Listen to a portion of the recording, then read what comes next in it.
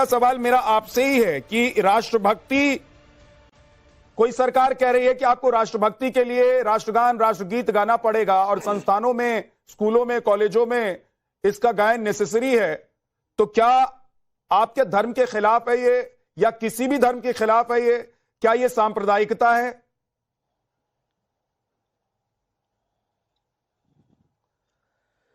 देखिए मेरे भाई, नेशनल सॉन्ग वंदे मातरम को लेकर के जब भी कभी कोई बात आई है तो हमेशा ये विरोध वाले लोग तो सामने आए हैं।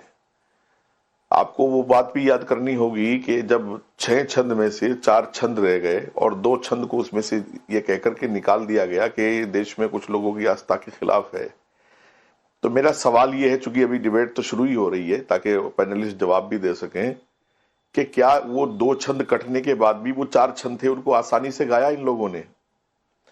और दूसरी बात यह है कि इस्लाम में इबादत का एक प्रोटोकॉल है। वंदना, पूजा, इबादत कहीं भी नहीं या किसी भी वक्त नहीं की जा सकती, उसका वक्त भी तय है। जैसे हमारे यहाँ 5 वक्त की नमाज है, या हज है, या रोजा है, या ज़कात है, उन सब के वक्त भी तय है, उन सब का प्रोटोकॉल भी तय है, उन सब का तरीका भी तय है। दूसरी बात यह है कि अब जब नेशनल सॉन्ग को, वंदे मातरम को राष्ट्रीय गान के बराबर प्रोटोकॉल दे दिया गया है, राष्ट्रीय गान के बराबर कानून में, संविधान में चेंजिंग करके, बदलाव ला करके थोड़ा, और अब ये हो गया है कि वो कानून में अनिवार्य हो गया है और राष्ट्र की बात है, तो अब तो इस तरह की बातें नहीं होनी चाहिए।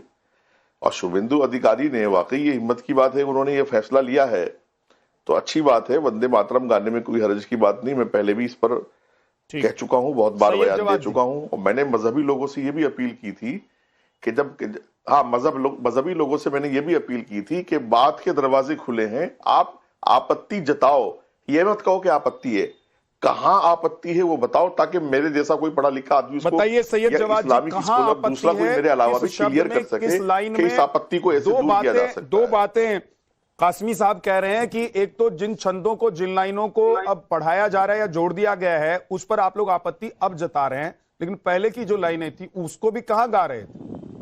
आपत्ति क्या है सैयद जवाद जी?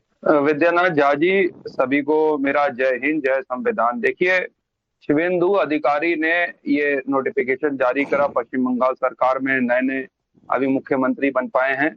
अच्छा, ये वही मुख्यमंत्री अभी बनाए गए हैं जो टेलीविजन में पैसे लेते पकड़े गए थे, जिनका जिक्र जो है आदरणीय प्रधानमंत्री जी कर रहे थे। ठीक है, अच्छी बात है।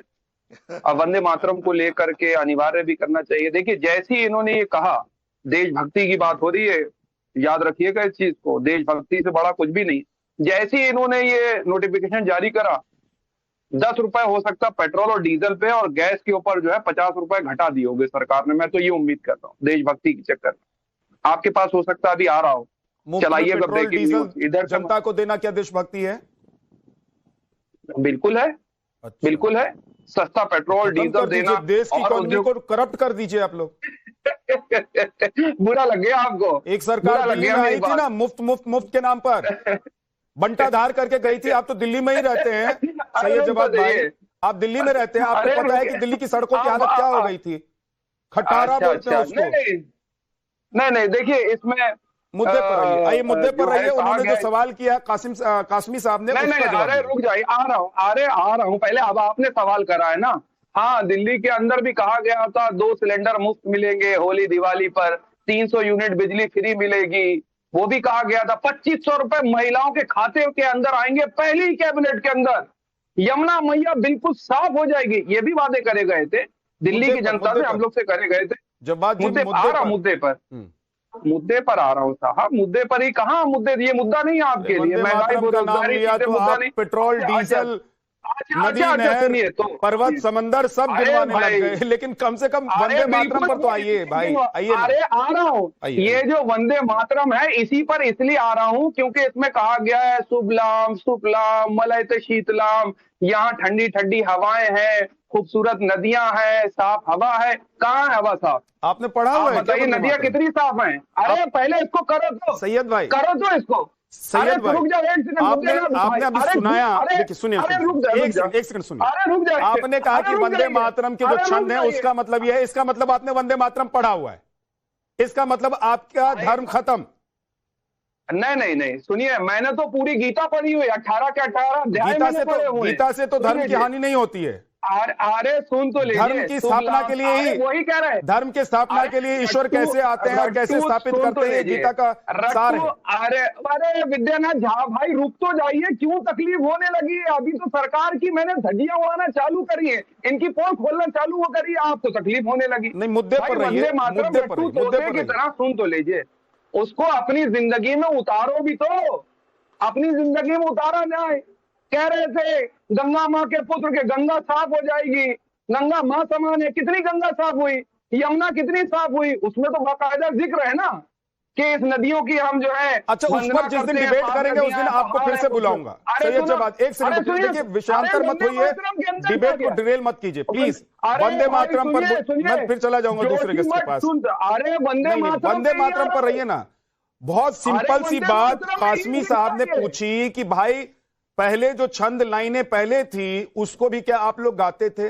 और अगर अब जोड़ी गई बातों में आप लोगों को ऐतराज है तो पहले वाली लाइन में क्या ऐतराज था, अभी बता दीजिए। आ रहा हूँ उसी टॉपिक पे हूँ। वंदे मातरम को गाने में कोई आपत्ति नहीं थी, किसको थी?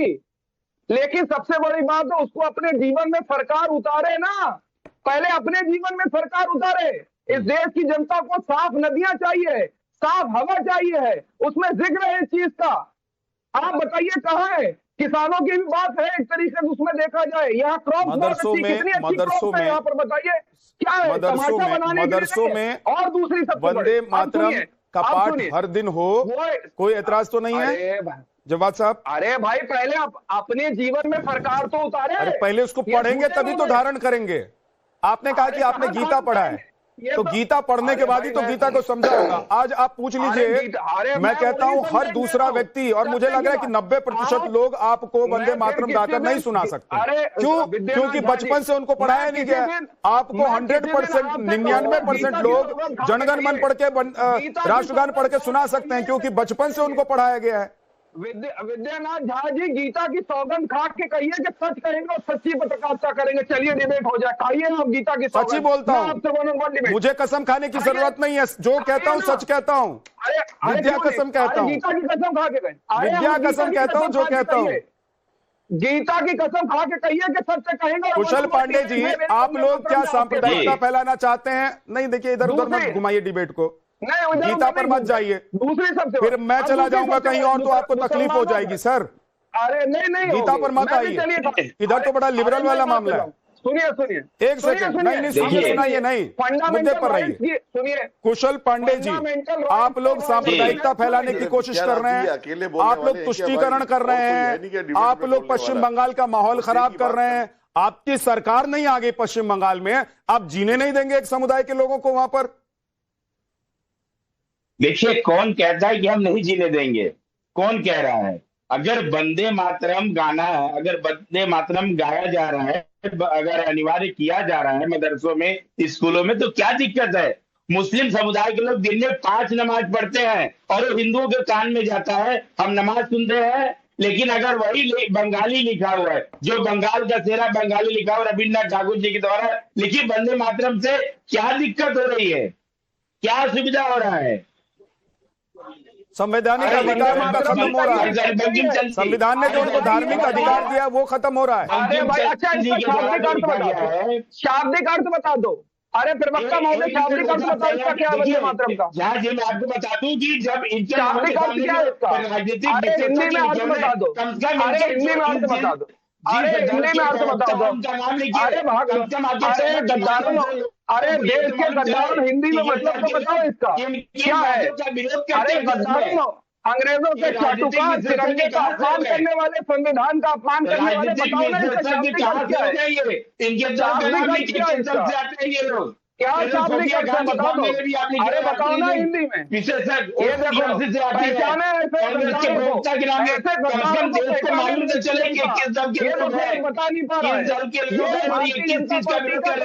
अगर मदरसा में वंदे मातरम चालू होगा गाना चालू का तो क्या तकलीफ है? बताओ ना, आपकी अजान को हम 5 बार सुनते हैं दिन में, तो हमें तकलीफ नहीं हो रही है, लेकिन आपको एक बार वंदे मातरम बोलने की बात दिक्कत अच्छा है। कुशल जी, कुशल पांडे, एक एक सेकंड, समझ में नहीं आ रहा है, आप दोनों जो लड़ रहे हैं ना, समझ में नहीं आ रहा हिंदी में है। आपने पूछ लिया ना सैयद जवाद, आपने पूछ लिया, आप ये कह रहे हैं कि वंदे मातरम का, सुन तो लीजिए भाई, हिंदी में आपको अरे एक बताओ सेकंड पूरा। सैयद जवाद, बताओ, रुकिए तो भारतीय सही, जनता रुकिए तो पार्टी सही, बताएगी रुकिए आप ना नहीं। भारतीय जनता पार्टी बताएगी ये जवाद, रुकिए, रुकेंगे तो सुनेंगे ना भाई।